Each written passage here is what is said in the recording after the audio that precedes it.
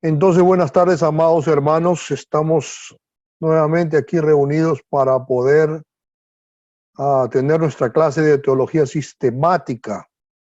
Hoy con el tema que habla sobre los nombres de Dios.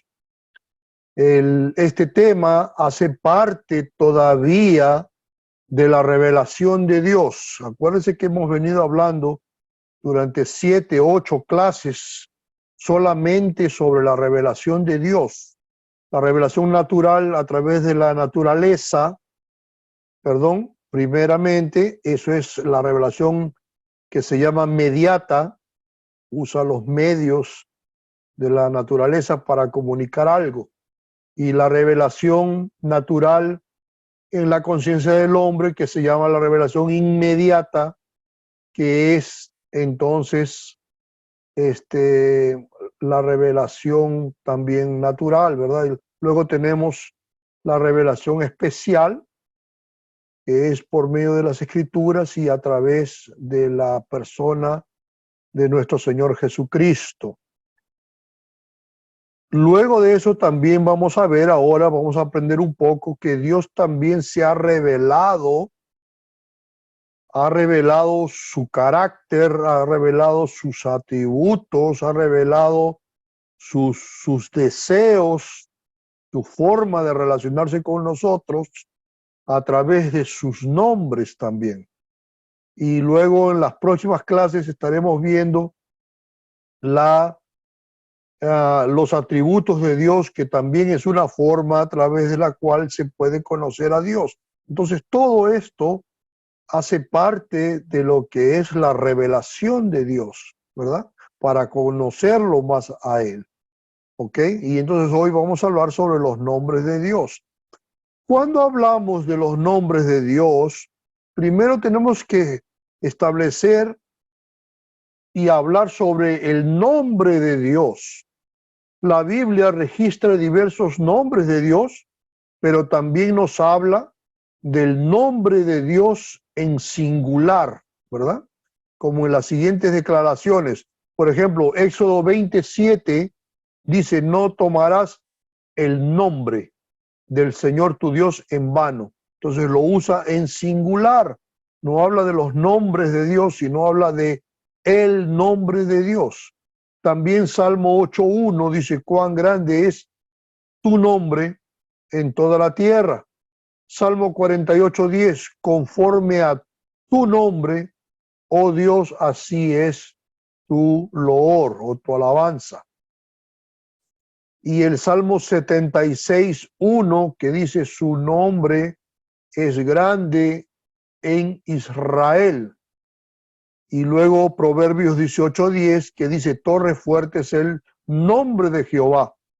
A él correrá el justo y será levantado. Entonces vemos que en estos versículos estamos viendo que el nombre da a entender la manifestación de Dios en las relaciones con todo su pueblo y también con las personas individualmente, de manera que se convierte en un sinónimo de la persona de Dios. Cuando hablamos del nombre de Dios, estamos hablando de Dios realmente, ¿verdad? Que eso es interesante también saber que la Biblia también emplea el nombre de Dios como algo singular, ¿verdad? Este empleo se debe al hecho de que en la antigüedad, en los pueblos orientales, el nombre jamás era apenas un mero vocablo, ¿no? Sino más bien como la definición de la naturaleza de las cosas que es designada por su nombre. Por ejemplo, cuando nosotros hablamos del nombre de Jacob, significaba usurpador, ¿verdad? ¿Por qué llamaron a Jacob usurpador y cómo eso reflejó en su vida, ¿verdad? Eso lo vamos a ver nosotros en Génesis 25, 24 al 34, que dice así. Vamos a leer todo el texto para entender algo interesante aquí. Cuando se cumplieron sus días para dar a luz, he aquí había gemelos en su vientre. Y salió el primero rubio y era todo velludo como una pelliza. Y llamaron su nombre Esaú. Después salió su hermano, trabada su mano al calcañar de Esaú, y fue llamado su nombre Jacob. Y era Isaac de edad de 60 años cuando ella dio a luz y crecieron los niños. Y Esaú fue diestro en la casa, hombre del campo. Pero Jacob era un varón quieto que habitaba en tiendas. Y amó Isaac a Esaú porque comía de su casa, mas Rebeca amaba a Jacob. Y guisó Jacob un potaje, y volviendo Esaú del campo, cansado, dijo a Jacob: te ruego que me des de comer de ese guiso rojo, pues estoy muy cansado. Por tanto, fue llamado su nombre Edom. Y Jacob respondió: véndeme en este día tu primogenitura. Entonces dijo Esaú: he aquí yo me voy a morir, ¿para qué pues me servirá la primogenitura? Y dijo Jacob: júramelo en este día. Y él le juró, y vendió a Jacob su primogenitura. Entonces Jacob dijo a Esaú, le dio a Esaú pan y del guisado de las lentejas, y él comió y bebió y se levantó y se fue. Así menospreció Esaú la primogenitura. Vean que este pasaje es interesante porque cuando hablamos del nombre, como dice aquí, estamos diciendo que en el oriente los pueblos orientales no citaban los nombres por acaso, sino los nombres significaban algo, y muchas veces también lo que hemos visto es que los nombres también muchas veces definieron el transcurso de la vida de las personas a las cuales fue dado ese nombre, como en el caso de Jacob, ¿verdad? Jacob significaba usurpador. ¿Por qué le pusieron usurpador? Porque cuando nació, eran gemelos, él nació por último, pero Jacob nació agarrado del calcañar de Esaú, como que lo jalaba para abajo para querer salir primero. Era una idea así. Esa era la idea que ellos tuvieron en la cabeza, por lo cual le pusieron Jacob, que significaba usurpador. Y al final, de cierta manera, él aprovecha que Esaú viene con hambre y le dice: véndeme tu primogenitura, ¿verdad? Y claro, Esaú también hizo mal porque menospreció la primogenitura, y eso lo dice la Biblia. Pero Jacob usurpó la primogenitura de su hermano, que ese es un punto también que se tiene que resaltar. Entonces, Jacob significaba usurpador y eso determinó su vida, ¿verdad? Por eso cuando Jacob luchó en el valle con el varón que se le apareció, que era una teofanía, el varón le preguntó: ¿cuál es tu nombre? Él le dijo: Jacob, o sea, soy el usurpador.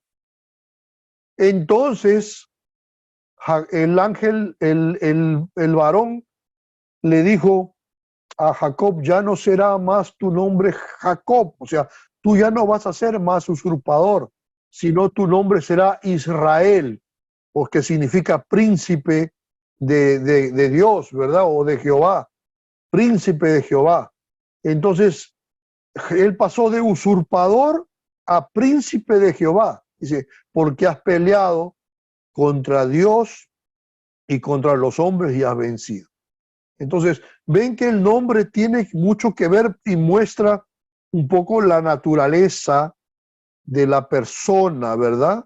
Refleja un poco la naturaleza de la persona. Ese es, en ese sentido más general del vocablo, el nombre de Dios es su propia revelación. También Dios se revela por sus nombres, ¿verdad? Usa el mismo principio de revelarse a través del nombre que tiene. Ese es o de los nombres a través de los cuales Él se va revelando. Para nosotros los cristianos, el único nombre general de Dios se ha dividido en muchos nombres, los cuales expresan las muchas fases del ser de Dios realmente. Los nombres de Dios no son una invención humana, sino de origen divino. Aunque los vocablos se han pedido prestados del lenguaje humano y se derivan de las relaciones terrenales humanas también, son nombres antropomórficos y señalan por eso un acercamiento de Dios al hombre. ¿Qué significa antropomórfico? Ya hemos, creo que explicado eso en una clase anterior, perdón, pero significa, viene de antropos, que significa hombre, y morfé, ¿verdad? Mórficos, que significa de morfé, que significa forma.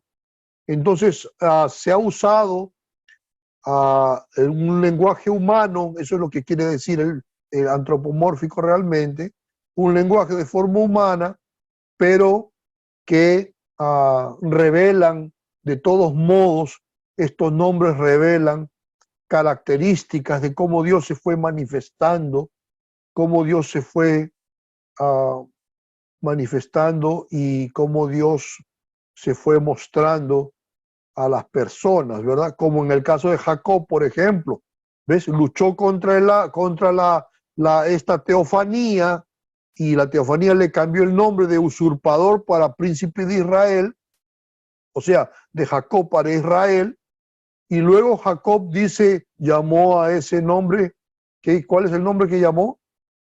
Le llamó de Peniel, ¿no? Porque él dice, porque esto sí, de Peniel fue en este caso, y entonces, porque le dijo él que había estado con Dios ahí, ¿verdad? Había luchado con Dios en ese momento. Entonces, Dios, aunque es el incomprensible, infinitamente superior a todo lo que es temporal, en sus nombres, como que Dios entonces desciende hasta nosotros y se revela con todo lo que es finito, o sea, se va revelando en los nombres que son utilizados del lenguaje humano realmente. Por una parte, no podemos nombrarle simplemente porque es un Dios completamente trascendente, pero también por otra parte tiene muchos nombres y esos nombres revelan entonces el ser de Dios. ¿Sobre qué base se aplican esos nombres a este Dios infinito e incomprensible? Dice aquí, fueron dados por Dios mismo con la seguridad de que contienen en cierta medida una revelación del ser de Dios. Entonces Dios se fue revelando a través de sus nombres. Pero debido a que el incomprensible se revela en sus criaturas, resulta posible para el hombre nombrarlo como si se tratara de una criatura, ¿verdad? Para darse a conocer al hombre. Dios ha descendido hasta el nivel del hombre para acomodarse a su conciencia limitada y finita y para hablarle en el lenguaje humano. Todas las veces que vemos un nombre de Dios, estamos viendo, se está utilizando el lenguaje humano, pero al mismo tiempo es una revelación de lo que es Dios para con nosotros. Algunos piensan que al darle a Dios nombres antropomórficos, lo estamos limitando. ¿Okay? Esto es interesante, pero si darle a Dios nombres antropomórficos es limitarlo, entonces tendríamos que negar que hemos conocido mucho más de Dios por medio de los nombres a través de los cuales Él se ha revelado y que están registrados en la revelación escrita de Dios que nos ha dado, ¿verdad? Entonces, básicamente es la voluntad de Dios. Dios es el que ha tenido ese deseo de revelarse a nosotros también a través de sus muchos nombres. ¿Ok? Entonces, de lo que dijimos hasta ahora acerca del nombre de Dios en general, se sigue que podemos incluir bajo el título de nombre de Dios no solamente los apelativos por medio de los cuales se le señala como un ser personal e independiente y con los cuales le invocamos, sino también los atributos de Dios. Y no solo los meros atributos del ser divino en general, sino también los que designan separadamente a cada una de las personas de la Trinidad. Y si nos damos cuenta, estos nombres van a revelar, la mayoría de los nombres revelan atributos de Dios. Y por eso que Dios va mostrando sus fases, va mostrando su carácter cada vez que revela uno de estos nombres. El doctor Bavinck funda su división de los nombres de Dios sobre esta amplia concepción. Miren, distinguiendo entre nómina propia, o sea, los nombres propios, nómina essentialia, o sea, los nombres esenciales o los atributos de Dios, y lo que se llama de nómina personalia, que son los nombres personales de Dios como Padre, Hijo, Espíritu Santo, etcétera, ¿verdad? Entonces, esa es una de las formas que se divide también los nombres según el doctor Bavinck, ¿ok? Ahora, vamos a ver aquí, luego de esa pequeña introducción, los nombres de Dios en el Antiguo Testamento. Primero vamos a ver en el Antiguo Testamento y luego pasamos un poco al Nuevo Testamento. No vamos a ver absolutamente todas las formas. Yo estaba checando en la internet, en la media, lo que dice la gente, estudiando un poco, y me di cuenta que hay gente que habla hasta de 40 nombres de Dios, hasta de 70 nombres de Dios, porque ya les han puesto muchas cosas que realmente no son nombres de Dios, sino que cualquier cosa que se llame, que se hable de Dios en relación a características, ellos lo han puesto como nombres de Dios. Y no creo que sea completamente correcto, pero está bien. Y nosotros hemos puesto algunos nombres de Dios que creo que son los más importantes aquí y los que revelan exactamente el ser de Dios, que es lo que estamos nosotros estudiando hasta ahora. ¿Ok? Entonces, el primer nombre y el más sencillo nombre que existe en la Biblia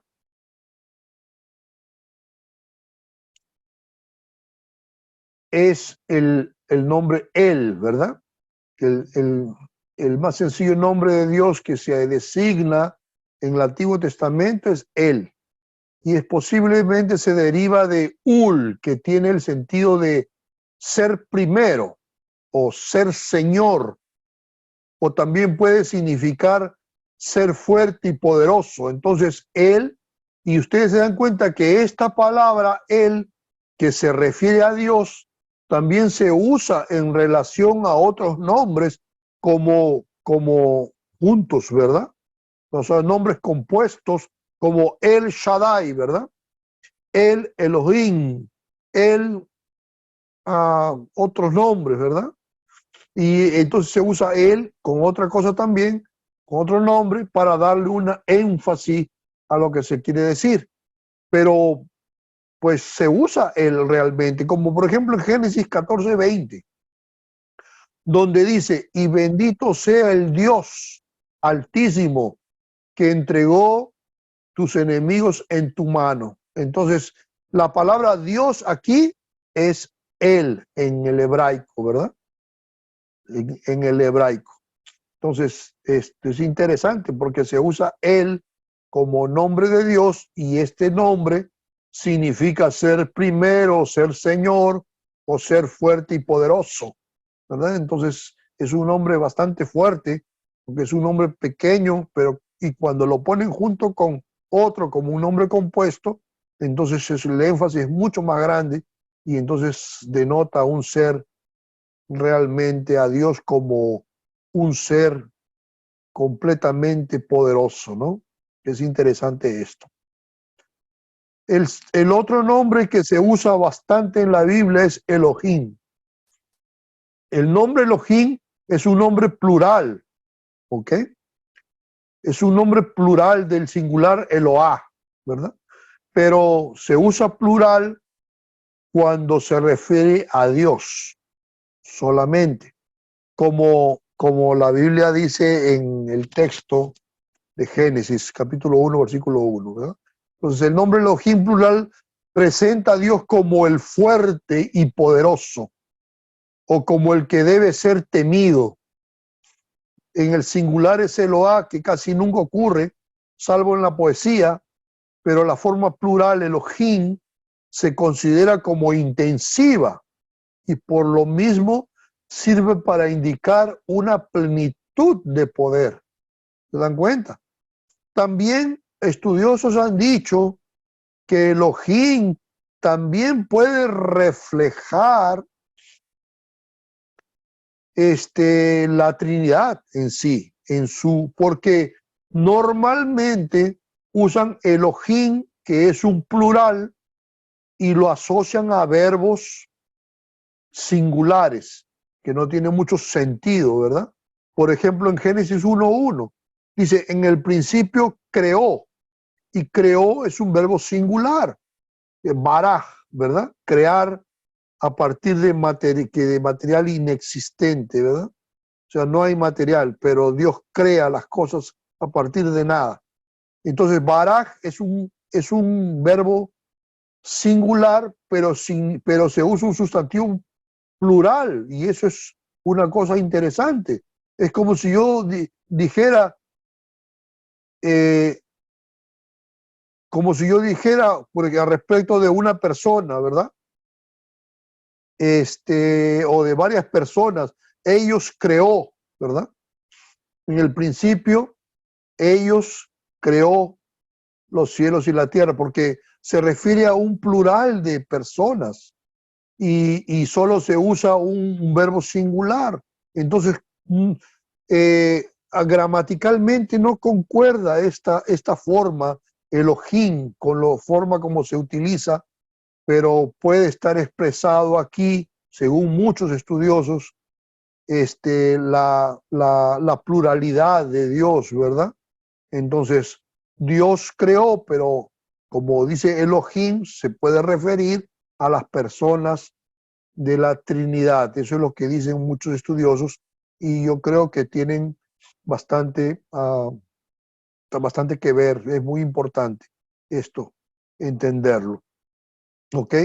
Pues sobre todo aquí en Génesis 1:1, porque a mí me parece, perdón, que tenemos que entender el contexto de Génesis 1 como un todo, ¿verdad? Como cuando dice Dios en 1:26, hagamos al hombre a nuestra imagen conforme a nuestra semejanza. Entonces, ¿a quién se refiere ese hagamos? ¿A quién se refería? ¿Verdad? Entonces, solamente que es el mismo capítulo. El 1:26 con el 1:1 es el mismo capítulo. Y aquí dice Elohim, que es plural, o sea, hay más de una persona ahí incluida. Y cuando dice hagamos, nada más lo está confirmando. Y luego vas a ver que dice, en el principio Dios, creó Dios los cielos y la tierra, habla de Dios, y todos sabemos que el Padre es el arquitecto de la creación, pero también el versículo 2 de Génesis 1 habla de que el Espíritu Santo se movía, perdón, sobre las aguas. Entonces eso también me llama la atención. O sea, no estaba solo el Padre, estaba el Espíritu Santo ahí, y luego estaba el Verbo, que Juan 1:1 lo identifica como Jesús, como Cristo.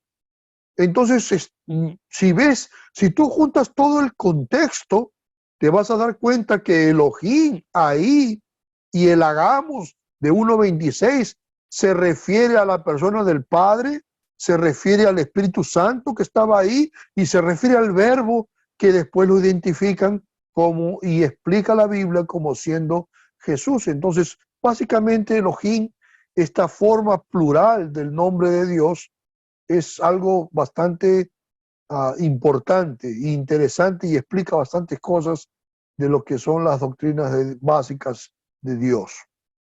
¿Ok? Entonces es importante el nombre Elohim también.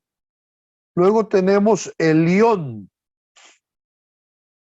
El nombre Elión se deriva de Alá, imagínense, que significa subir o ser elevado, ¿verdad? Ustedes han visto los musulmanes, ¿no? Que ellos adoran a un Dios, Alá, ¿verdad? No necesariamente significa que las características del Dios Alá que ellos adoran, lo llaman Alá porque significa un ser elevado, pero las características del Dios musulmán no necesariamente son las mismas características del Dios de la Biblia, del Antiguo o del Nuevo Testamento. O sea, hay una diferencia en la forma como Él revela ciertas cosas y lo que exige de nosotros las personas. Entonces, hay una cosa ahí diferente, pero de todas maneras, en relación a la palabra en sí, que los musulmanes también la usan, el león deriva de Alá. En la Biblia no aparece Alá, aparece el león. Significa subir, ser elevado, y designa a Dios como aquel que es el alto y el glorioso, ¿verdad? Como en Génesis 14:19, que dice, y le bendijo Dios, bendito sea Abraham del Dios Altísimo. ¿Se dan cuenta? Altísimo, aquí se usa Elión, creador de los cielos y de la tierra, ¿verdad? Entonces, bendito sea Dios Elión, creador de los cielos y la tierra. Elión significa exactamente eso, un ser glorioso, un ser alto, altísimo en este caso, como en Génesis 14:19. Ese es el significado de Elión. Y revela entonces la sublimidad de Dios, ¿verdad? Porque altísimo tiene esa connotación de glorioso, de elevado, de un ser que está en una posición mucho más elevada e importante de que nosotros las criaturas. La siguiente palabra que se usa mucho es Adonai, y Adonai es un significado, normalmente se usa más en las Biblias latinas, o sea, mejor dicho, en la Biblia en griego, Antiguo y Nuevo Testamento. El significado de este nombre se deriva bien de Dun, que se pronuncia Din realmente, que significa juzgar o gobernar, y por eso sirve para designar a Dios como el todopoderoso regente. Entonces Adonai es un Dios que rige, que gobierna, que juzga, ¿verdad? Y revela de esa manera esa fase de Dios que es importante, porque Dios también es un juez, ¿verdad? Justo, es un regente, es alguien que está gobernando sobre todos, a quien están sujetas todas las cosas y ante quien el nombre se relaciona como, el hombre se relaciona a él como siervo. Pero nosotros somos siervos de Dios, porque siervo en el lenguaje bíblico también significaba esclavos, ¿verdad? Y eso es realmente lo que son, pero no somos esclavos como nosotros entendemos la esclavitud, ¿verdad? Se dice que los esclavos eran aquí se refiere a esclavos redimidos, ¿verdad? Los siervos, cuando la Biblia se refiere a nosotros como siervos de Dios, somos como esclavos redimidos o esclavos que estamos sirviendo a Dios por propia voluntad, no porque somos obligados por Dios a hacerlo, ¿no? Antiguamente se usaba hacerle un hueco en la oreja a los esclavos, y ese hueco significaba que el esclavo no era ya propiedad de la persona a quien estaba sirviendo, sino que estaba sirviendo de pura propia voluntad. Entonces ya ese esclavo está aquí porque quiere, no está porque está obligado como los otros. Entonces esos son esclavos de oreja agujerada, ¿no? Y eso es lo que nosotros, así en este sentido, como cristianos, somos siervos de Cristo, siervos de Dios, porque servimos a Dios, pero como no como esclavos que estamos obligados a hacerlo, sino por voluntad propia. Eso es bien interesante. En los tiempos primitivos, este era el nombre con el que el pueblo de Israel se dirigía a Dios, y luego posteriormente los sustituyó por el nombre Yahvé o Jehová. Por ejemplo, en Isaías 1:6 dice: en el año que murió el rey Usías, vi yo al Señor. Y aquí usa la palabra Adonai, ¿verdad?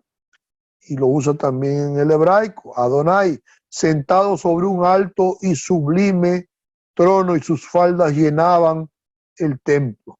Entonces, esa palabra que Isaías escribió, que vio al Señor, se refería a Dios también, pero lo llama de Adonai en este sentido, ¿verdad? Que es un Dios que juzga. Por eso que dice que está sentado en un alto y sublime trono, porque está como un Dios gobernador, como un Dios regente, como un Dios que juzga, ¿verdad? Está reinando sobre los otros que son siervos en este sentido, siervos del rey. ¿Se dan cuenta? Entonces, ese es el sentido de Adonai. Eso es lo que Adonai refleja, ¿verdad? Esa fase de Dios como un Dios que gobierna, como Señor de las personas. Es interesante este nombre, ¿verdad? A todos los nombres hasta aquí mencionados describen a Dios como el alto y sublime, como un Dios trascendente. Los nombres que vamos a ver a seguir indican un ser sublime, pero al mismo tiempo que condesciende y entra en una relación con las criaturas. Vamos a ver, primero habla la Biblia de Dios como un ser trascendente, pero después va hablando la Biblia de Dios como alguien que quiere relacionarse con sus criaturas, como el nombre Shaddai, por ejemplo, viene de Shaddad, que significa ser poderoso también, y sirve para indicar el poseedor de toda la potencia en el cielo y en la tierra. Y algunos dicen que viene de Shad, que significa Señor, en este sentido. En un punto muy importante, difiere de Elohim, el Dios de la creación y de la naturaleza. En este nombre que estamos viendo, el Shaddai, vemos a Dios sujetando todos los poderes de la naturaleza y subordinándolos a la divina gracia. Aunque insiste en la grandeza de Dios, no lo presenta como el que debe verse con temor y terror, sino más bien como al que es fuerte, de bendición y de consuelo. Entonces el Shaddai ya trae una connotación de una relación que Dios quiere tener con sus criaturas, en este caso los hombres, nosotros. Este es el nombre, el Shaddai, con que Dios apareció a Abraham, el padre de los creyentes, cuando le dije: aparecí a Abraham, a Isaac y a Jacob como Dios omnipotente o Shaddai, ¿verdad? Que es así como se escribe en el hebraico y eso es lo que significa Shaddai, ¿verdad? Que significa el Dios omnipotente. Entonces el Shaddai es un Dios poderoso, pero también un Dios que se acerca hasta el hombre, ¿verdad? Y habla con él y se relaciona como el hombre, como lo hizo con Abraham, con Isaac, con Jacob, y así por delante, ¿verdad? Qué interesante. El otro nombre que estamos viendo aquí es el nombre Yahvé, o Jehová, que realmente viene a ser lo mismo. Hay una gran discusión, hay uno dice que se debe llamar solo Yahvé, que Jehová no se debe pronunciar, y otros que sí, que no, y a verdad, los dos nombres vienen del mismo que se llama tetragramatón, que son las 4 consonantes que no se podían pronunciar y por eso les pusieron las vocales y ahora podemos pronunciarlas, tanto como Yahvé como Jehová, ¿verdad? Este nombre Yahvé es el que especialmente fue desplazando poco a poco a los primeros nombres, pues en este Dios se reveló como el Dios de gracia, siempre. Se ha considerado que este es el más sagrado y el más característico de los nombres de Dios. El nombre que era el nombre incomunicable. Los judíos tenían temor, un temor supersticioso de usarlo, ¿verdad? Ya que entendían como Levítico 24:16, ellos lo decían como sigue: y el que pronunciare el nombre de Jehová, que de Yahvé, irresistiblemente ha de morir. Pero realmente el texto dice: el que blasfemare el nombre de Jehová ha de ser muerto, ¿verdad? Dice el que blasfemare el nombre de Jehová, porque usa la palabra Shem, que significa nombrar infamemente, o sea, sin honor. Si tú nombras el nombre de Jehová de forma infame o sin denotar el honor que este nombre significa, entonces dice la palabra ahí en Levíticos que la persona debería ser muerta. Pues entonces, acuérdense que en el decálogo de Moisés, de Jehová, que es los 10 mandamientos, ¿verdad? Entonces dice: no tomarás el nombre de tu Dios en vano, ¿verdad? O sea, no se puede utilizar el nombre de Dios para cualquier cosa, no se puede usar como de forma irrespetuosa, sin honor o de forma infame, porque a Dios no le agrada realmente esto. Eso es lo que dice el texto realmente. Ahora, los judíos fueron más allá de eso, ¿verdad? Y no querían ni siquiera pronunciarlo. Eso es interesante. Por consiguiente, los judíos, al leer las escrituras, sustituían el nombre Jehová por Adonai o por Elohim. Y los masoretas, que eran los que escribían el texto, aunque dejaban intactas las consonantes, que eran las 4 consonantes, le asignaban las vocales de estos nombres de Adonai, ¿verdad? Para poder pronunciar, y así de esta manera pronunciaban de forma mejor, ¿verdad? La verdadera pronunciación original del tetragramatón, su significado no se sabe, está perdido eso. El Pentateuco conecta el nombre con el nombre hebreo Hayah, que significa ser, o que es, o que existe. Vean el texto aquí que yo cité, Éxodo 3, 13 y 14. Dijo Moisés a Dios: he aquí que llego yo a los hijos de Israel y le digo: el Dios de nuestros padres me ha enviado a vosotros. Y si me preguntaren, ¿cuál es su nombre?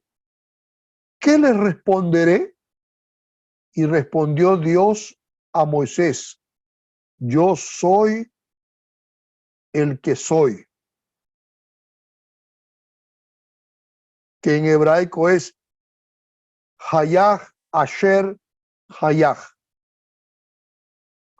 Y dijo, así dirás a los hijos de Israel, yo soy, o sea, Hayah me envió a vosotros. ¿Eh? Hayah Asher Hayah, yo soy el que soy. Y esto es importante entender un poquito mejor. Por ejemplo, Hayah se traduce como ser o existir. Y Asher también se puede pronunciar como porque. Entonces, también podríamos decir, yo soy porque soy, o existo porque existo. ¿Se dan cuenta? También Asher denota una existencia por sí mismo. Entonces se podría parafrasear, existo porque existo por mí mismo. Esa es la idea que Dios le estaba transmitiendo a Moisés cuando dijo, Hayah Asher Hayah, ¿verdad? Yo soy el que existo por mí mismo, o que tiene existencia por sí mismo, porque así es, yo existo porque existo. Eso es lo que le estaba diciendo, en mí mismo. Y eso tiene que ver todo y también enfatiza el hecho de la autoexistencia de Dios. ¿Se dan cuenta? Eso es lo que nosotros llamamos de la doctrina de la aceidad de Dios, ¿verdad? Que es uno de los atributos que nosotros vamos a estudiar más adelante en las siguientes clases. La aceidad, que es exactamente que Dios existe por su propio ser, por su propia voluntad, porque es propio de su naturaleza existir. No depende de nada ni de nadie su existencia. Entonces, cuando él dijo Hayah, Asher Hayah, esa es la que estaba connotando aquí, ¿verdad? Que él existe porque existe. Él existe por sí mismo, porque así es. Eso es la idea en sí, ¿verdad? Haciendo la connotación un poquito más amplia. Y estaba refiriéndose a su autoexistencia. Él es el que es. Yo soy el que soy. La traducción está bien también, realmente, porque eso es lo que realmente quería decir. Solamente que la ampliamos un poquito más para entenderla a través del significado etimológico o a través de la exégesis de esa palabra del hebraico, ¿verdad? Que es interesante para entender un poquito mejor. Pero el significado de este nombre también está explicando la inmutabilidad de Dios. Estamos hablando del nombre Yahvé, ¿verdad? Jehová. Entonces dice, el significado de este nombre también está explicando la inmutabilidad de Dios. O sea, no necesariamente la inmutabilidad del ser esencial de Dios, sino más bien aquí se refiere a la inmutabilidad de la relación también que tiene con su pueblo. O sea, Dios está relacionándose, le está enviando a Moisés para poder hablar con su pueblo diciendo yo existo porque existo, yo soy el que soy y se está revelando como un ser autoexistente que está ahí para poder ayudarlos en esa relación que tiene con el pueblo, que es importante, ¿verdad? Ese es interesante. El nombre contiene la seguridad de que Dios sería para el pueblo del tiempo de Moisés lo que fue para sus padres Abraham, Isaac y Jacob, y así por toda la historia. Porque le dijo, yo soy el Dios de Abraham, el Dios de Isaac, el Dios de Jacob, ¿verdad? Interesante eso. También, ese es un punto muy importante aquí. Y el nombre Jehová, que nosotros conocemos como Jehová. No sé si a ustedes les gustan usar Yahvé, también se puede. A mí, yo uso Jehová porque es el nombre normalmente común que aprendimos y es lo mismo, ¿verdad? Una persona una vez discutió conmigo sobre eso aquí en los grupos de teología, diciéndome que se debería pronunciar Yahvé y que ese es el nombre exacto, que Jehová es una invención ya de nuestra cultura más moderna y que tal. Y entonces, para mí, le digo yo, mira, la verdad, yo tengo más de 30 años hablando con Dios como Jehová y Él, qué bien que me ha escuchado, ¿verdad? Me ha escuchado, ha atendido mis oraciones, se ha manifestado conmigo, me ha dejado sentir su presencia, todo, ha cuidado de mí durante todos estos años y siempre me he relacionado con Él como Jehová y no he tenido problemas. Pero si usted usa Yahvé, pienso que tampoco tiene problemas. Entonces, estos son puntos importantes. Son discusiones que a mí no me gustan entrar porque no tienen ningún fruto, ¿no? No cambia nada para Dios. Tú llamarlo Jehová o llamarlo Yahvé, no cambia absolutamente nada, ¿verdad? Eso es lo importante, es que Dios, porque la Biblia dice que Dios lo que conoce son los corazones, acuérdense bien, ¿verdad? Que Dios conoce los corazones. Justo hoy día estaba leyendo un texto en Tesalonicenses, capítulo 2, que decía, porque Dios uh, pesa los corazones, ¿verdad? Ese es el sentido que da el texto, que Dios pesa, Dios prueba los corazones. Y eso es lo que me llama mucho la atención a mí. Entonces, si tú tienes un corazón justo, si tú tienes un corazón que estás buscando la santidad, estás buscando a Dios, un corazón sincero delante de Dios, un corazón verdadero delante de Dios, un corazón santo delante de Dios, entonces no importa lo que pase, lo que venga a pasar, Dios conoce la intención de tu corazón en lo que está pasando, lo que estás haciendo, y eso es lo que va a determinar al final de cuentas lo que Dios va a pensar de ti. Siempre digo yo, y esto es, no sé, un paréntesis que estoy dando, por alguna razón, ojalá pueda servirle a alguien, pero siempre digo yo que no importa realmente lo que las personas digan. Siempre digo, nosotros no somos lo que las personas dicen que somos. Nosotros no somos lo que las personas dicen que somos. Tampoco somos lo que nosotros decimos que somos. Nosotros somos lo que Dios dice que somos. Somos lo que Dios dice que somos, porque Dios conoce nuestro corazón. Eso es interesante, ¿no? Entender. Entonces, si tú actúas con sinceridad delante de Dios, ya está cualquier cosa que estés enfrentando, cualquier problema, cualquier situación, ya está resuelta porque Dios sabía desde el comienzo la intención de tu corazón. Si era mala, pues vas a tener consecuencias, obviamente, pero si era buena, entonces va a haber bendiciones, ciertamente. Esa es una cosa importante. ¿Ok?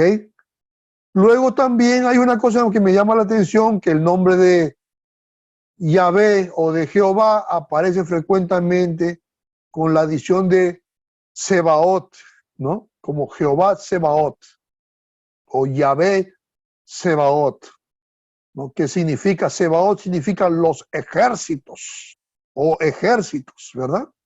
Y en la Biblia aparece tanto para referirse a los ejércitos de su pueblo Israel, como también refiriéndose a los ángeles como los ejércitos del cielo. Entonces el plural de Tsebaot se usa con frecuencia a los ejércitos de la nación de Israel. Entonces cuando en Isaías 47:16, que dice Jehová de los ejércitos, Dios de Israel, que moras entre los querubines, solo tú eres Dios de todos los reinos de la tierra.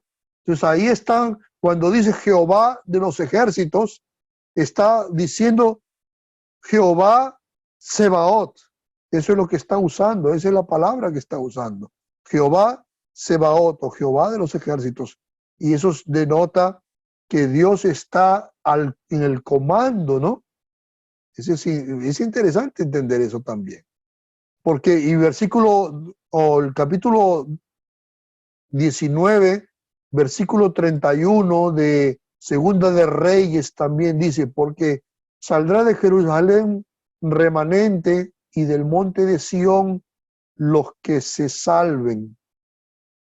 Entonces el celo de Jehová de los ejércitos hará esto. Entonces es interesante esto porque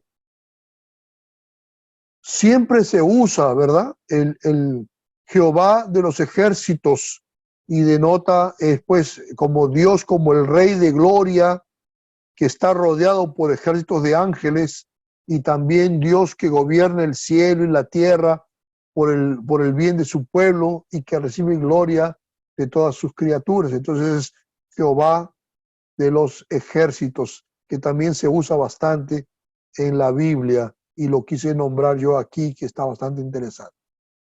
Vamos a ver, hay otros nombres de Dios en el Antiguo Testamento, pero yo creo que con eso ya nos vamos dando cuenta de cómo Dios se va revelando al ser humano, ¿verdad? Como un Dios poderoso, como un Dios elevado, después como un Dios que se acerca al hombre, y luego un Dios que gobierna también sobre las personas y sobre todo, sobre el cielo y sobre la tierra, ¿verdad?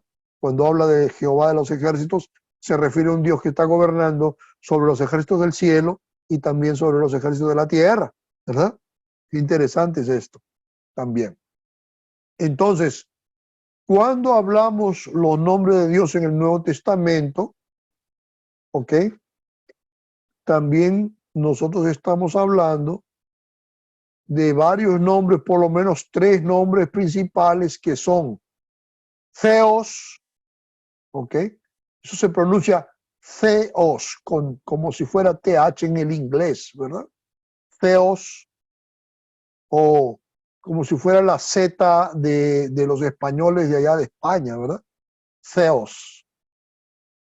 No es Teos, sino se pronuncia Theos, ¿ok? Eso es nada más para que sepan un poquito la pronuncia. El Nuevo Testamento tiene los equivalentes griegos de los nombres del Antiguo Testamento. Mire bien, para él, Elohim y Elión, el Nuevo Testamento usa Theos, que es el nombre que más comúnmente se aplica a Dios. ¿Ok? Como Elohim también, Theos puede adaptarse para usarse como expresión compuesta. Así como hemos visto Jehová, Tsebaot, también se puede usar Theos como una expresión compuesta con otros términos, como por ejemplo,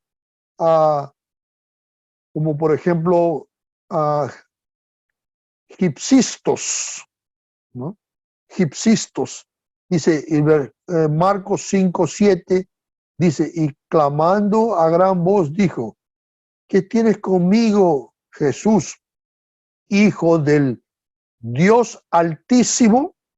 Mira, entonces para usar Dios Altísimo, aquí se está usando Theos to Gipsistos, que significa Altísimo o Supremo, ¿no? Te conjuro que no me atormentes.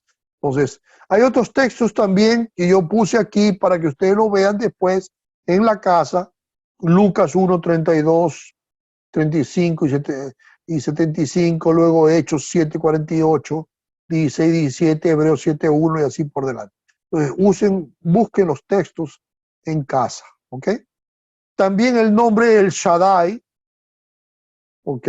Que significa el Dios Todopoderoso, se traduce en el Nuevo Testamento como Theos Pantocrator. Theos Pantocrator. Como en Apocalipsis 4:8, por ejemplo, dice, y no cesaban día y noche de decir, Santo, Santo, Santo es el Señor, Dios Todopoderoso. ¿Ves? Theos Pantocrator. Dios Todopoderoso, el que era, el que es y el que ha de venir. ¿Se dan cuenta? Entonces, también usa un equivalente para el Shaddai en el Nuevo Testamento, sobre todo aquí en Apocalipsis, para decir, hablar de Dios como Todopoderoso, pero es en el idioma griego en este caso. ¿Ok? Y aquí les puse también otros textos que son 2 Corintios 6:18, Apocalipsis 1:8, 11:17 y 15:3 también, para que los veas. Luego, la segunda palabra, entonces es la palabra Kyrios. Vean que cuando se escribe aquí con U, pero este es un Y, entonces por eso que se pronuncia Kyrios, ¿ok? Porque es un Y, realmente ahí, KY, ¿ok? Y así por delante. Entonces el nombre de Jehová o Yahvé se aplica unas cuantas veces por variaciones de carácter descriptivo, tales como el alfa y el omega, el que es, el que era y el que ha de venir, el principio y el fin, el primero y el último. Esos son expresiones que reflejan, tienen el mismo peso de significado que Jehová o Yahvé, ¿verdad? Como cuando dicen Apocalipsis 1:8, yo soy el alfa y el omega, el principio y el fin, dice el Señor. Él es el que es y el que era y el que ha de venir, el Todopoderoso. ¿De acuerdo? Entonces, sin embargo, en los demás, el Nuevo Testamento sigue la Septuaginta. La Septuaginta, ya saben, es la traducción de la Biblia del hebraico para el griego, en sentido del Antiguo Testamento. Es la traducción del Antiguo Testamento del hebraico para el griego. ¿Y por qué se llama Septuaginta? Viene de Septua, viene de 70, porque fue traducida por 70 ancianos estudiosos de las lenguas que tradujeron la Biblia hebraica del Antiguo Testamento para el Nuevo Testamento. Por eso que se llama Septuaginta, ¿ok? En la que se sustituyó Yahvé por Adonai, traduciendo también esto como Kyrios, que viene de Kyros, que significa poder, ¿verdad?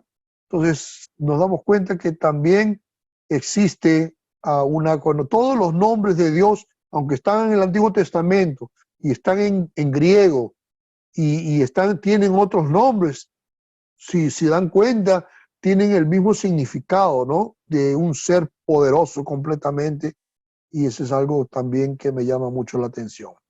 Este nombre no tiene exactamente la connotación de Yahvé, pero designa a Dios como el poderoso, el Señor, el poseedor, el regente, que tiene autoridad y poder legal, ¿ok?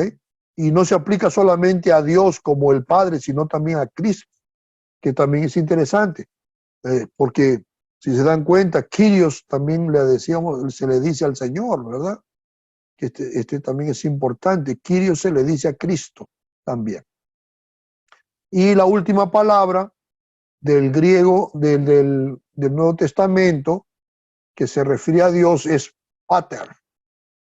Pater, que significa padre, ¿verdad? Se dice que en el Nuevo Testamento introdujo un nuevo nombre para Dios que significa, es decir, pater, que significa padre.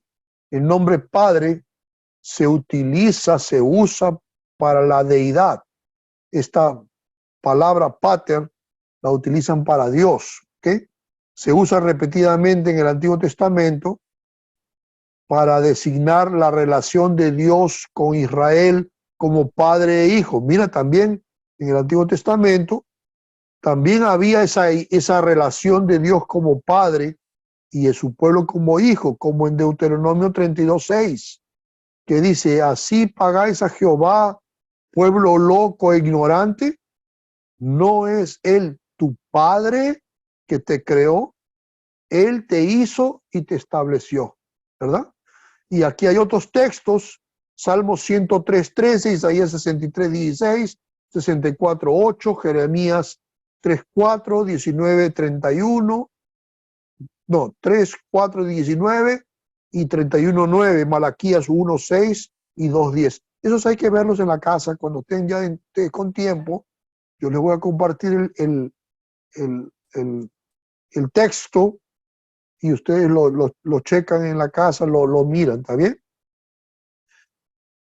También que Israel se lo llaman como hijo en los textos que están ahí, y en tales casos este nombre expresa la relación teocrática especial que Dios guarda para con Israel, que es interesante, ¿no?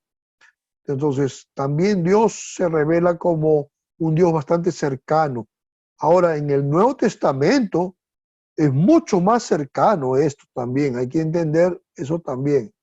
Es mucho más cercano en el Nuevo Testamento porque Jesús trajo esa connotación. Cuando él se refería a Dios como mi Padre que está en los cielos, o mi Padre esto, mi Padre aquello, eso demuestra. Y cuando les enseñó a los discípulos que vinieron y le dijeron al Señor: enséñanos a orar. Entonces él les dijo: cuando ustedes oren, oraréis así: Padre nuestro que estás en los cielos, santificado sea tu nombre. Entonces, les da esa introducción de Padre nuestro, introduciendo una relación mucho más íntima entre Dios y nosotros, las criaturas, que es algo realmente fabuloso, ¿verdad? Eso es importante. En todos los demás lugares en que se encuentra sirve para expresar bien sea la relación que la primera persona de la Trinidad, o sea, el Padre, guarda con Cristo como Hijo de Dios, o bien en sentido metafísico, medianero, o la relación ética en la que Dios se coloca en cuanto a todos los creyentes como sus hijos espirituales. 1 Corintios 8:6 dice: para nosotros, sin embargo, solo hay un Dios, el Padre. ¿Ves? Interesante. El cual proceden todas las cosas, y nosotros somos para Él, y un Señor Jesucristo, por medio del cual son todas las cosas, y nosotros por medio de Él. 1 Corintios 8:6. Entonces, aquí tenemos un estudio bastante interesante, bastante simplificado, porque hay mucha cosa, obviamente, y esto tiene que gastar horas hablando sobre esto, pero es un estudio bastante interesante al respecto de los nombres de Dios, comenzando a explicar sobre el nombre de Dios en singular y luego cómo Dios se va revelando como un Dios más personal, haciendo con que podamos conocerlo un poquito mejor.